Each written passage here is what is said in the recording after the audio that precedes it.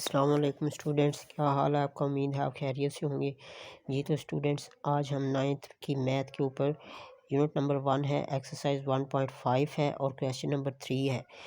इसका part number 1 है। पहले क्वेश्चन नंबर 3 की स्टेटमेंट देखते हैं क्या कहता है। Find the multiplicative inverse if it exist of each. कहता है मल्टीप्लिकेटिव इन्वर्स फाइंड करें अगर ये एग्जिस्ट करता है। अब ये इसका क्या मतलब है कि ये एग्जिस्ट करता है। इसका मतलब ये है कि जब हम मल्टीप्लिकेटिव इन्वर्स लेने लगेंगे ना, तो उससे पहले हम क्या करते हैं, जिसका हमने मल्टीप्लिकेटिव इन्वर्स लेना हो उसे पहले हम डिटर्मिनेंट लेते हैं। अगर तो उसका आंसर ज़ीरो के इक्वल आ जाए तो सिंगुलर होगा, और अगर ज़ीरो के इक्वल ना है वो नॉन सिंगुलर होगा। और अगर ज़ीरो के इक्वल आ जाए तो वो मज़ीद आगे सॉल्यूशन नहीं हो सकेगा उसका, वो आगे मज़ीद सॉल्व नहीं होगा, वहाँ पे एंड हो जाएगा।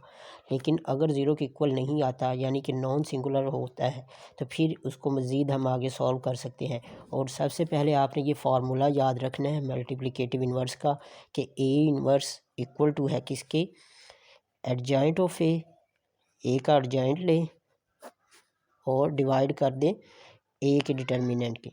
यानी कि ए की मैट्रिक्स है उसका ही हमने एडजॉइंट लेना है और उसे डिवाइड कर देना है उसी मैट्रिक्स के डिटर्मिनेंट से। तो हम करके देखते हैं स्टूडेंट्स। पहला हमें पार्ट दिया हुआ, हम सबसे पहले क्या करेंगे, इसका डिटर्मिनेंट लेंगे।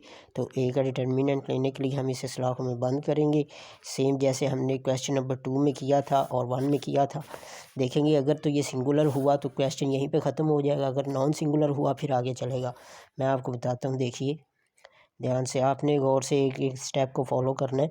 अब इसे हम क्रॉस मल्टीप्लिकेशन करेंगे, यानी डायगोनल को डायगोनल से, नॉन डायगोनल को नॉन डायगोनल से। -1 मल्टीप्लाई 0 -2 मल्टीप्लाई 3।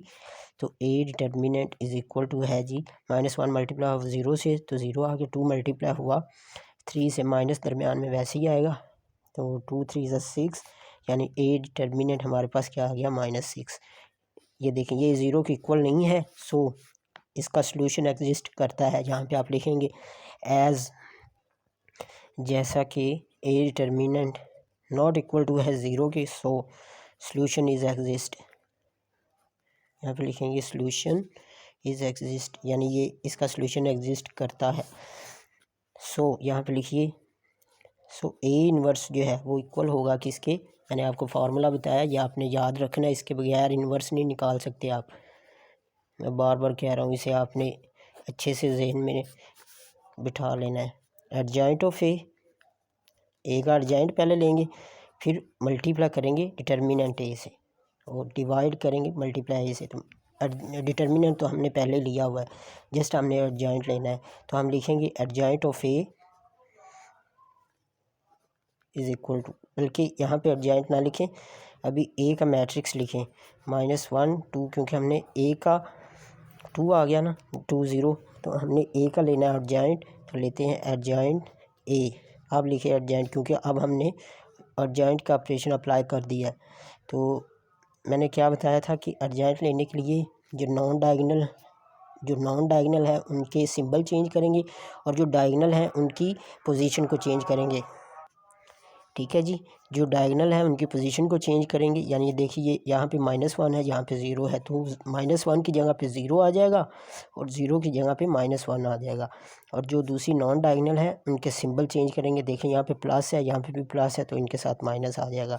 ठीक है, जस्ट इतनी सी बात थी। अब आप लिखें यहाँ पे 9।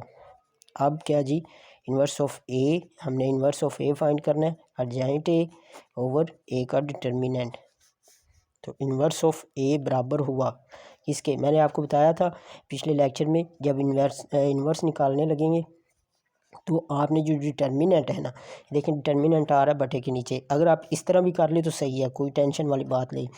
लेकिन अगर आप डिटर्मिनेंट को बाहर निकाल दें, यानी है तो ये बटे के नीचे ही, लेकिन अगर आप इसे साथ बाहर में लिखेंगे ना 1/-6, तो ये मल्टीप्लाई होगा फिर किसके, एडजॉइंट ऑफ ए के। ये देखें ये एडजॉइंट है ना, एडजॉइंट का, तो एडजॉइंट हमारे पास ये आया है 0 -3 -2 -1, यानी 1/-6 मल्टीप्लाई हो रहा है ए के एडजॉइंट से। ठीक है, ये वाला फार्मूला मैंने बनाया, अभी कुछ भी कोई मुश्किल बात नहीं, बहुत ही आसान है। आप इधर भी चाहें तो लिख सकते हैं कि ये इक्वल है जी, एडजाइंट क्या है हमारे पास, देखें एडजाइंट ऑफ ए कह रहा है ना, 0 -2 -3 -1, ठीक है, ओवर क्या, डिटर्मिनेंट ए, डिटर्मिनेंट ए हमारे पास ये आया हुआ है -6। तो देखें अभी भी ये बटे के नीचे ही है ना, तो इधर भी बटे के नीचे लिख लें तो कोई फ़र्क तो नहीं पड़ेगा इतना, ऊपर 1 लगा के बटे के नीचे लिख दें, कोई टेंशन वाली बात नहीं। अब ये इससे मल्टीप्लाई हो रहा है 1/-6, तो मल्टीप्लाई करेंगे, ये मल्टीप्लिकेशन हो रही है, बेसिकली ये एक रियल नंबर है, ठीक है, ये रियल नंबर की मल्टीप्लिकेशन हो रही है मैट्रिक्स से। तो करके देखते हैं, ए इन्वर्स इक्वल टू है जी, यहाँ पे बल्कि कर लें आप,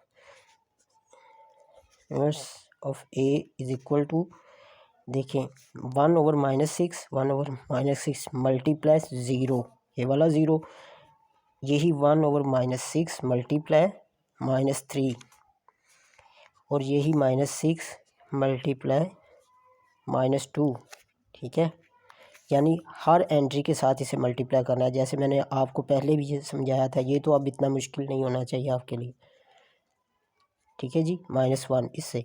अब इसको मज़ीद सॉल्व करते हैं। अच्छा 1/-6 जब मल्टीप्लाई होगा ना 0 से, यानी ये वाला 0 1 से मल्टीप्लाई होगा, ऊपर वाली जो भी बटे के ऊपर है ना उनके साथ मल्टीप्लाई होने से 0, मैंने आपको बताया था जिसके साथ भी मल्टीप्लाई हो उसे 0 कर देता है। तो यहाँ पे क्या आएगा, 0/-6, आगे -3 है, यहाँ पे -6 है, तो यहाँ पे लिखते हैं, इनकी अलामतें सेम है, देखें ये कट जाएंगी, मैंने बाद में सॉल्व करके आपको बताता हूँ।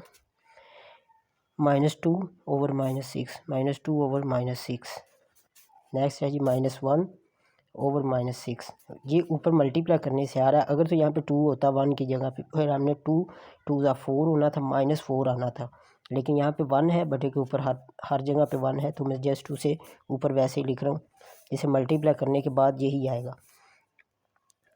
नेक्स्ट क्या होगा जी, 0 जिसके साथ 0 अगर बटे के ऊपर भी हो, मैंने आपको बताया था वो नीचे चाहे क्यों ना 1000 तक हो, लाखों तक लिखी हो नीचे रकम, वो उसे भी 0 कर देगा, तो यहाँ पे आप 0 लिखेंगे।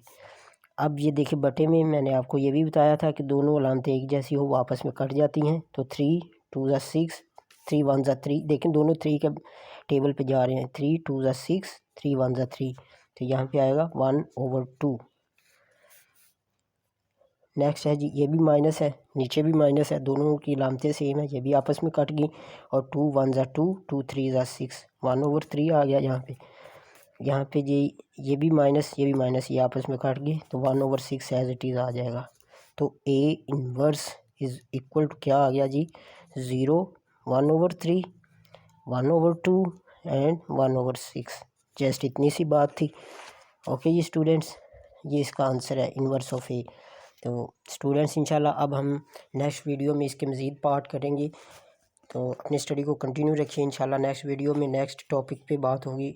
अल्लाह हाफिज़।